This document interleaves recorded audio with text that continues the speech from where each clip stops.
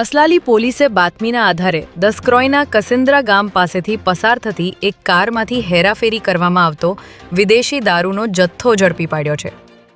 મોન્ટુ ચુનારા નામનો શખ્સ કસિન્દ્રા સીમમાં રેલવે બ્રિજના નાળા પાસે વિદેશી દારૂ લઈને આવવાનો હોવાની બાતમીના આધારે પોલીસે વોચ ગોઠવી કસિન્દ્રા ગામ તરફના કાચા રસ્તા પરથી આવતી શંકાસ્પદ કારને અટકાવીને તપાસ કરતા તેમાંથી દારૂની કુલ 180 બોટલો મળી આવી હતી, જેને પગલે પોલીસે કાર ચાલક મહેશ ઠાકોરની ધરપકડ કરી છે. જ્યારે દારૂ મંગાવનાર મોન્ટુ ચુનારા સહિત 2 લોકોને વોન્ટેડ જાહેર કર્યા છે. વડોદરાના સૌથી વ્યસ્ત ગણાતા સેન્ટ્રલ બસ સ્ટેશનમાં આજે ગંભીર દુર્ઘટના સર્જાઈ હતી, જેમાં બસ સ્ટેશનના ઉપરના ભાગનું સ્ટ્રક્ચર અચાનક ધરાશાયી થતાં એક વ્યક્તિનું કાટમાળ નીચે દબાઈ જવાથી મોત નીપજ્યું છે.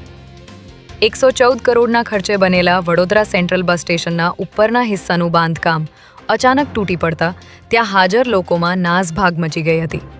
ત્યારે ઘટનાની ગંભીરતા જોતા તાત્કાલિક ફાયર બ્રિગેડની ટીમ અને પોલીસનો કાફલો ઘટના સ્થળે દોડી આવ્યો હતો અને સમગ્ર વિસ્તારને કોર્ડન કરી લીધો હતો. પ્રાથમિક માહિતી મુજબ મૃતક અમદાવાદના ચાંદખેડાનો રહેવાસી હોવાનું સામે આવ્યું છે. ગુજરાત પોલીસે ડ્રગ્સના કેસોની તપાસ મજબૂત થાય અને કન્વિક્શન રેટ વધે તે માટે AI ટૂલ લોન્ચ કર્યું છે.